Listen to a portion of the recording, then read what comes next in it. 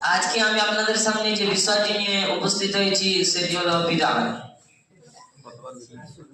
বিদআত কথার অর্থ হলো বিনা দলিলে আমল তৈরি করা।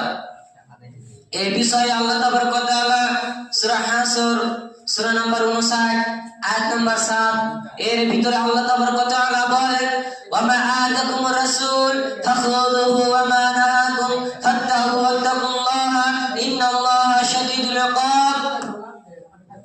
তোমরা আল্লাহর রাসূল জনাবে মুহাম্মদ রাসূলুল্লাহ সাল্লাল্লাহু আলাইহি ওয়াসাল্লাম তিনি যা দিয়ে গেছেন তা গ্রহণ কর এবং তিনি যা নিষেধ করেছেন তা বর্জন কর।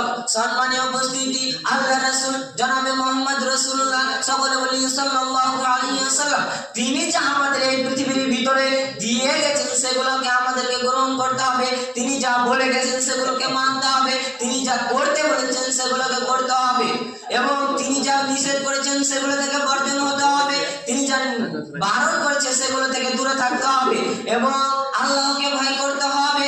আল্লাহকে এই পৃথিবীর ভিতরে থাকতে গেলে আল্লাহ তাবারক ওয়া তাআলাকে ভয় করতে হবে।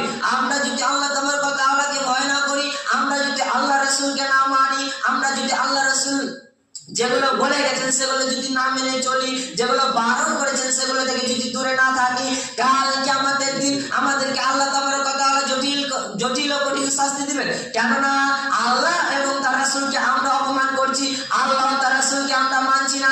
আল্লাহ তাবারক ওয়া তাআলা নিশ্চয়ই কঠিন শাস্তি দাতা, নিশ্চয় আমাদেরকে কঠিন ও জটিল শাস্তি দিবে। সম্মানীয় উপস্থিতি, আমাদেরকে এগুলো ভাবতে হবে।